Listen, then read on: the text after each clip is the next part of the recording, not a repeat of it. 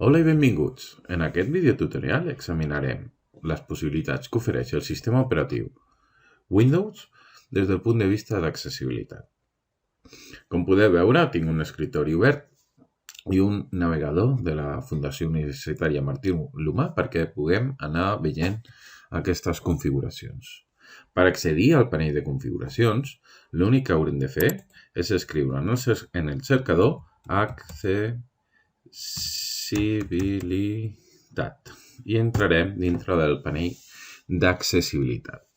Com podeu veure, en el menú de la nostra esquerra tenim diferents opcions, des de la visió, audició, interacció en aquest cas, que hi ha. Anem a veure alguns d'aquests paràmetres i segurament alguns d'ells els trobareu força interessants. A nivell de pantalla nosaltres podem canviar com es mostra el text. Sí, molt gran, d'acord, que seria aquesta opció, el 225%, o el que seria el normal. Posem-lo més gran, li donem a aplicar. Fixeu-vos com han canviat les fonts de tot el sistema. D'acord? Ho tornem a revertir i aquí ho tenim. Podem fer que sigui més brillantor, podem desactivar o simplificar algunes de les animacions de Windows, però aquesta seria, diguem, el que podem fer des del punt de vista de pantalla. Amb el punter, el que podem fer són coses una miqueta més interessants. Això seria la mida del punter per defecte que ve, molt petitó.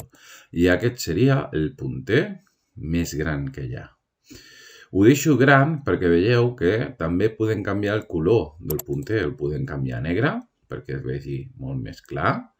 El podem canviar perquè segons on estigui ressalti, es pugui seguir d'una forma molt més visual. O fins i tot podem escollir un color que nosaltres sempre el detectem i el podem personalitzar. I en aquest cas, vinga, el deixarem en aquest color morat i podem fer altres configuracions dels comentaris tàctils. El cursor del text podem fer exactament el mateix. Podem agrandir la seva mida per tal que es posicioni dintre del text i com es pot veure el puguem localitzar. M'agafa el mateix color del punter. El cursor també, que és una línia, aquesta línia que marca en els texts, també la puc fer una miqueta més gran per poder-la localitzar abans. Què més?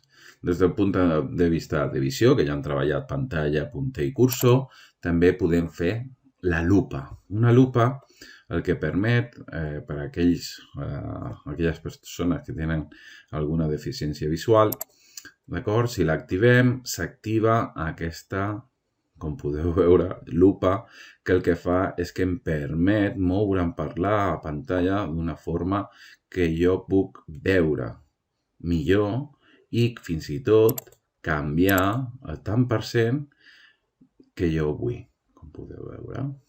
Ho puc desactivar i fins i tot puc canviar si la vull en format, diguem, lectura o si la vull en format horitzontal, puc canviar la seva mida.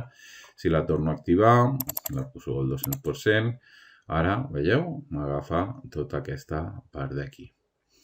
La lupa és un de les configuracions més interessants perquè es poden afegir controls o dreceres de teclat per activar-la i desactivar-la. Està força bé. Després tenim els filtres de color, que està molt bé. Si us en recordeu de l'anterior videotutorial on simulàvem aquestes problemàtiques, nosaltres podem activar el filtre de color i, per exemple, ja s'activa l'invertir, on es ressalta molt més la informació. Podem també aplicar escala de grisos, podem posar escala de grisos invertida i en els casos de daltonisme podem escollir la millor opció que ens vagi per la nostra situació. Sempre ens dona una recomanació aquí que hauríem de seguir per escollir quina escala de colors volem aplicar. Després tenim el contrast. Per defecte ve desactivat en el sistema, però el podem activar. Fixeu-vos com canvia, d'acord? Llavors tot ressalta molt més, tenim 4 opcions, alto contrast, alt contrast 1, el 2, el negre en alt contrast o el blanc en alt contrast. Posem el negre en alt contrast i aquí tindreu la informació i els colors, no? El text es veu en blanc, els hipervincles es veuen en grocs, el text que està deshabilitat i així successivament. Nosaltres podem canviar els colors tot fent clic aquí, canviant el color que nosaltres desitgem. Anem a veure aquest alt contrast, per exemple, en aquesta pàgina, en la pàgina de la Fundació Universitària Martí l'Humà. D'acord? Com podeu veure, podem sempre o podem utilitzar blanc contrast i canviar els colors, el que nosaltres necessitem. D'acord? La veritat és que és una eina molt potent per millorar l'accessibilitat des del punt de vista visual.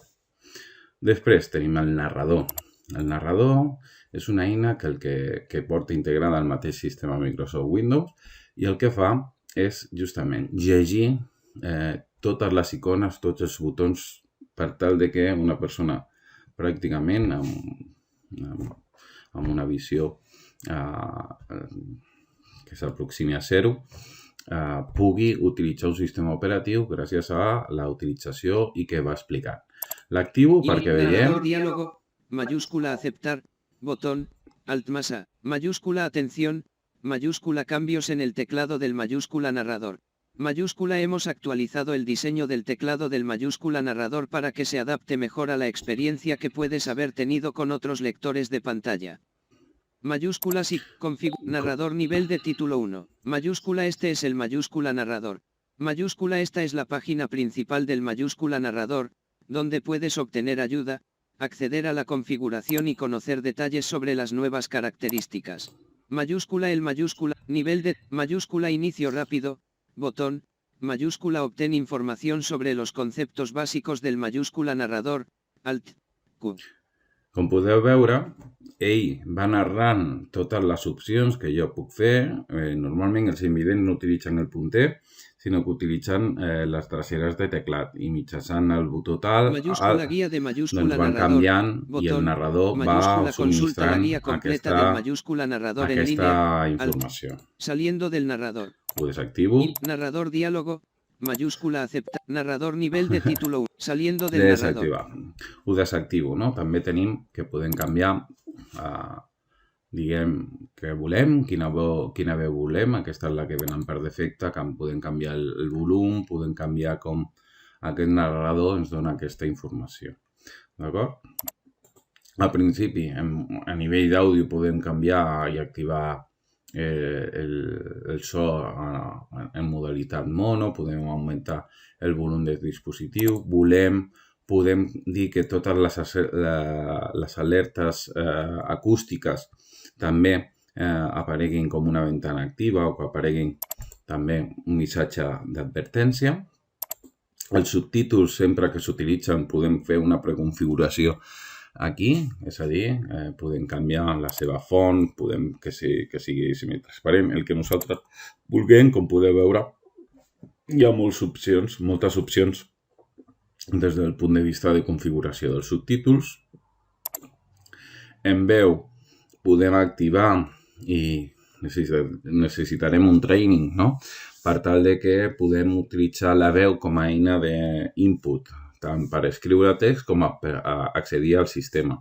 Si ho activem, ens sortirà com un tutorial on ens dirà que començarem a iniciar el reconeixement per veu i que hem de fer una miqueta de training perquè el sistema s'acostumi a la nostra veu. També és una opció d'accessibilitat molt important. Després tenim l'opció de teclat perquè surti per pantalla.